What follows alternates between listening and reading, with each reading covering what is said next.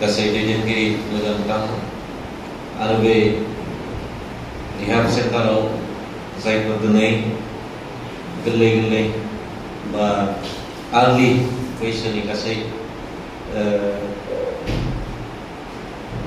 आंनि जे बियादै बा फंबायनि समाननि गासै नोंथांमोन गिबियाव आङो एमएडएल फरामाव एक्सेन्ट लिरगिरि जानानै सानजौफुनि बयनिसिमबो गाहाम हामलायनाय जासिग्रोबाय जेनिखि दिनैनि जे हाबाफारिनि गेजेरजों नोंथांमोनखौ दिनै बे जायगायाव मानि थाखाय नोंथांमोना थानांदों बेनि सोमोन्दै नोंथांमोनखौ गुवारै बोसोन होबाय आरो बेनिफ्राय मुक्त जानांगौब्ला बे नोंथांमोननि गाज्रि हेबिटनिफ्राय मुक्त जानांगौब्ला दिनै मा दिनै गावखौनो सोलायनाय लाबोनांगौ बे बाथ्राखौ बुंथिनानै लांबाय दा जेनिखि बे सेन्टाराव जोङो फैनानै नुफैबाय गासै जे बेयाव थानायखिनिया माने खम बैसोनि नङा होमबा माने खम बैसोनि नोंथांमोना मोनसे बे बैसोआव माने गाव गावनि भिजनखौ लानानै फिउचाराव मा मावगोन बेनि मोनसे दिनै बे बैसोआ दिनै बैसोआ दिनै थांबाय थागोन समा दिनै थांबाय थागोन आरो बेखिनि समाव दिनै गावनि जिउखौ दानायनि मोनसे बैसो नङा होमबा आरो बे समाव मोनसे दिनै गाज्रि हुदा गाज्रि मोनसे बेसाद लानानै मोनसे गावनि जिबनखौ स्पइल नङा होमबा फोजोबनानै लानायनि मोनसे लामाजों थांबाय थायो ओमफ्राय गोबां बाथ्रा बुंबाय जोङो दिनै मानि थाखाय सेक्रिफाइस खालामगोन बेफोर बाथ्राखौ बुंथिलांदों दा इयुनाव जों जे हारि हिसाबै जे गसंथानानै थालांनांगौ हारि हिसाबै जों थांनानै थालांनांगौब्ला जों दिनै गासै सुबुंफ्रा गावहानो साफा बा गावहानो मोनसे थांखि लानानै जुजिलाङाब्ला जों दिनै हारि हिसाबै थांनानै थानांगौ जोबोद मुस्किल दा जायनि थाखाय दिनै रिभलिउसन खालामदों जायनि थाखाय जांख्रिखांदों आरो जांख्रिखांनायनि उनाव दिनै जोङो दिनै मुक्त जानो हायाखै जोंनि गिदिर थांखिखौ जों दिनै मोनफुंनो हायाखै खिन्थु बेखिनि समाव दिनै बे आर्लि बैसोआव नोंथांमोननि बे खम बैसोआव नोंथांमोना जे फिउचाराव जे मोनसे स्टेन्ड खालामनानै खामानि मावलांनांगौ दिनै बैसोआव मोनसे गावनि हुदाखौ बबे लामाथिं लांबाय थादों दिनै साननांगोन जों गोदै दिनै मोजां बाथ्रा बुंब्लाबो बे नोंथांमोनाव हयथ' हाबाबो जानो हागौ गावनो बेक्तिया दिनै सोदांनायनि गावखौ दिनै रियेलाइज खालामनायनि मोनसे बाथ्राखौ सिन्था खालामनांगौ दिनै नोंथांमोननि दिनै गार्जेनफ्रा नोंथांमोननि बिमा बिफाफ्रा दिनै बिराद गिदिर माने सिमां नुदोंमोन नोंथांमोनखौ लानानै दिनै बिमा बिफाया माब्लाबा गथ'खौ गाज्रि जाजानो लुबैया बयबो बुंखादों गोबां बयबो जों मिथिगौ गाज्रि लामाजों गावनि गथ'खौ माब्लाबा थांजानो लुबैया गाज्रि लामाजों थांनायाव दिनै नुनायाव नोंथांमोननि बिमा बिफाया हयथ' नोंथांखौ बुजायदोंमोन नंगौना नङा गोबां बुजायदोंमोन सोरखौबाबो लाबोनानै नोंथांखौ बुजायहोदोंमोन जानो हागौ दिनै नोंथांमोना बेखौ एक्सेप्ट खालामनानै लाया बे गाज्रि हुदाजों थांबाय थादों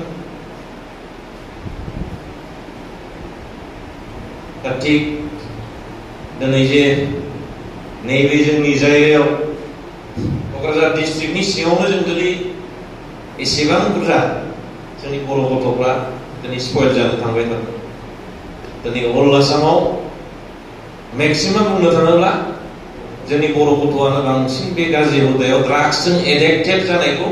जों दिनै सेन्सास मथे जों नुगासिनो दहाय बिबुंथिगिरिया बुंदों बेबायदिब्ला जों हारि हिसाबै एग्जाम्पल बाथ्रा बुंदों गोसोआव लाबोना लानोसैलाय बेबायदिबा जों बेसे गोबाव बोसोर जोरलांगोन हारिया सोलायनि दावहानिफ्राय नैबे निसानि माबाया माने सोलायनि दावहाया माबाया निसाजों दिनै जाय सुथुरा जोंनि बर' हारिखौ दिनै जे बिस सोना होदों बे दिनै माने जिर' खालामलांनायनि मोनसे अबस्थायाव दं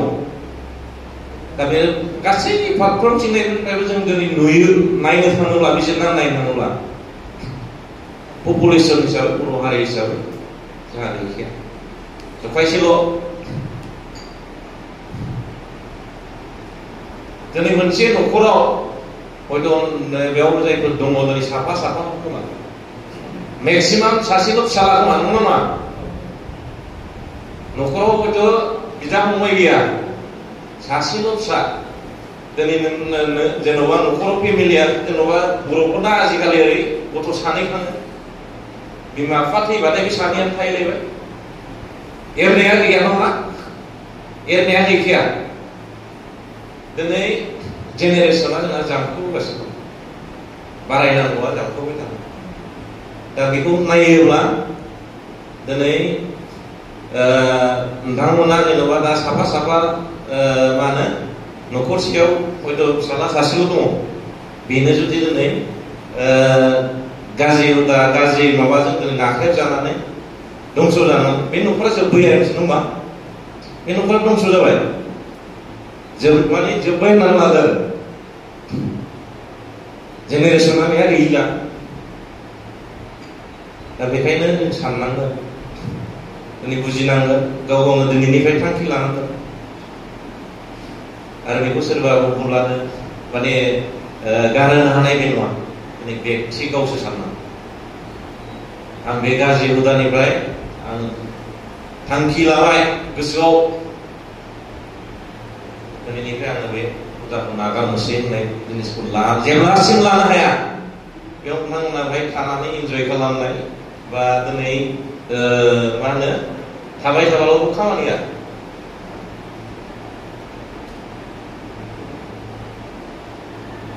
दा आसल गावनि गोसोआ थिग जानांगौ आरो एग्जाम्पल दहाय बुंदों गोबां ड्राग्स एडिक्टेड दङमोन जेन'बा जायफ्रा दिनै खुनु मोनसे फिउचारखौनो नुहुराखैमोन जाय न'खरखौ दिनै मोनसे गावनि गोसोखौ रियेलाइज खालामनानै गसंथानानै थांखि लानानै मोजाङाव फैनाय बहुद एग्जाम्पल नोंसोरबो हानांगोन दिनै हागोन ना हाया हा मोनसे भिजन ला थांखि ला नोंसिनि बैसोआ दिनैसिम मा होनो खम बैसो दिनै मेक्सिमाम साननो थाङोबा माने 18-19 बैसोआनो जेबो जायाखै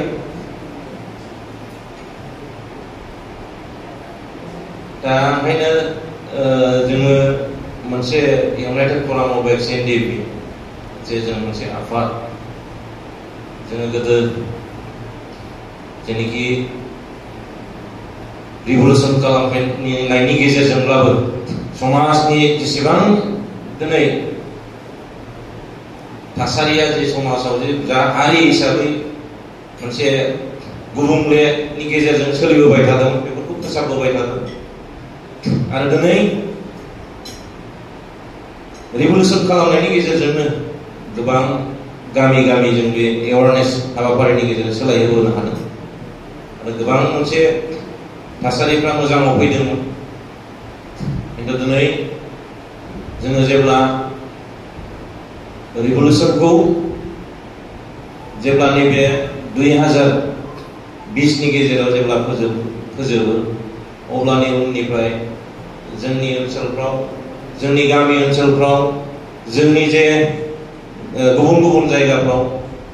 जोंनि जे एक्टिभिटिसआ जेब्लानिफ्राय जोबदों अब्लानिफ्राय गाज्रि हुदा गाज्रि मोनसे एन्टि ससियेल एक्टिभिटिसफ्रा बारायबोबाय थादों दा बेफोरखौ नोजोर बोनानै जों मोनसे जोंनि गेजेराव अल आसामावनो मोनसे मोनफ्रोमबो जिल्लायाव जों दिनै बे United forum of X NDFB बे प्लेटफर्मखौ बानायनायनि उनाव बेफोर गासै जेंनाफोरनि सायाव जों दिनै एवारनेस बा खामानिखौ मावबाय थादों जेरावबो माने माबा खोनादों बेयावनो जों दिनै बाहागो लादों दिनै जेब्लासिम united forum of X N D P आ थाबाय थागोन अब्लासिम जोंनि समाजनि बा ससियेल वार्कखौ जों खालामलांबाय थागोन आरो थिग नोंथांमोनाबो दिनै नैबे रिहाब सेन्टारनिफ्राय जे मुक्ति जागोन अब्लानिफ्राय जोंजोंबो नोंथांमोना बाहागो लानांगोन आरो बेफोरनि माबायाव दिनै नोंथांमोना हयथ' प्रेक्टिकेल हिसाबै नोंथांमोना बै एवारनेसफ्राव बाहागो लानानै खोथा बुङोब्ला जथेस्थ' जोंनि थासारिफ्रा मोजाङाव फैगोन जेनेरेसना मोजाङाव फैगोन बेखौ नोंथांमोना दिनै गोसोआव ला दा आं बारा गोलाव बाथ्राखौ बुंला गोबां बोसोन होलांबाय बे बोसोनफोरखौ गोसोआव लादोंना लायाखै लादोंना लायाखै नोंसोरलाय दिनै नोंथांमोननि गार्जेनफ्रा हयथ' बेहाय रावबो मा होनो बेयाव थाफैनाय गार्जेनफोरा दिनै रावबो हयथ' गरिब नङा खोमा नङा मोजां मोजां न'खरनि जाजोबनो हागौ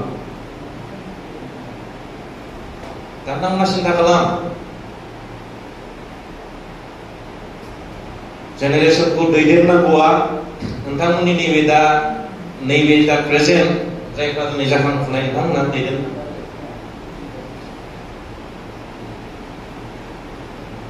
दिनै जायफोर दैदेनगिरि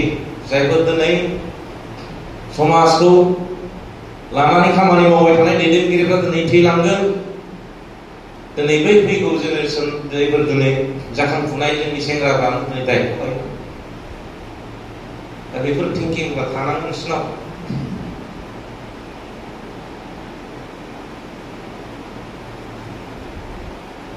ओंखायनो बारे बारे खावलायगोन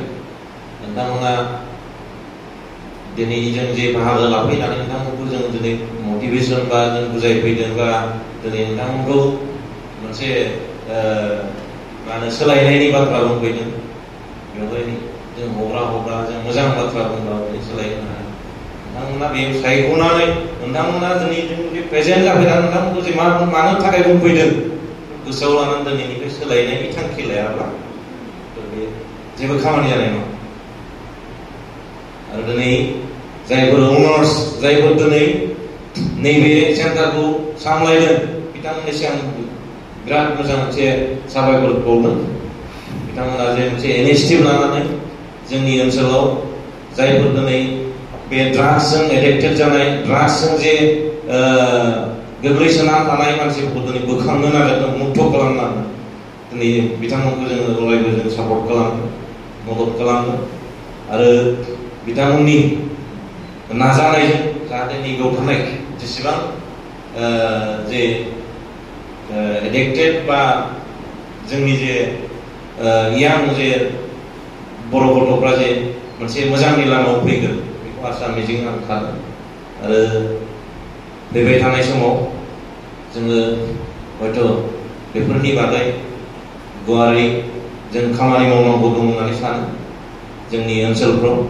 आरो बे हाबाफारिखौ जों united forum of X N D P हिसाबै लालांबाय थाखादों आरो बेवहाय दिनै जोंनि ससियेल अर्गानाइजेसनफ्राबो हयथ' बेनि सायाव एसे मावनायखौ खम नुबाय थादों मानो होनोब्ला जायफोर दिनै इनिशिएटिभ लानांगौमोन बिथांमोनाबो फावसायबाय थादों एक्टिभिटिसखौ नुवाखै दा बे खारनफ्राव हयथ' बांबोबाय थादों ओनसोलफ्राव आरो बे ड्राग्सनि जे माबा बेथ' जोंनि मिथिनायाव दा नोंथांमोनासो मिथिगोन बै हासिङा फानग्रा बे थेला होला बेफोरनिफ्राय माने सेम सिस्टेम फैयो होननानै जों मिथिदों आरो बेखौ जोङो नोजोर लादोंमोन बे दतमा ओनसोलाव बे माबाया बाङासिङा बै माबा फानग्राया बबेसिमबा लाबोनोसै आरो बेनिफ्राय सोरबा लायनोसै बे रोखोम आरो दा नोंसोर मोजां मिथिगोन नोंसोर दा बैखौ जों दिनै नोजोर लाबाय थादों आरो प्रेक्टिकेल हमनानैबो दतमायाव जिनिसखौ सार्च खालामनानैबो मोननायबो जादोंमोन। दा बे रोखोम जुदि जोंनि गासै रायजो राजाफ्रा बा जोंनि जेसेबां ससियेल अर्गानाइजेसनफ्रा गावबागाव ओनसोलफ्राव जुदि बे रोखोम मोनसे एलार्ट खालामनानै माबा खालामनानै होयोब्ला हयथ' बेफोरनिफ्राय जोङो गैया खालामनो हागोन।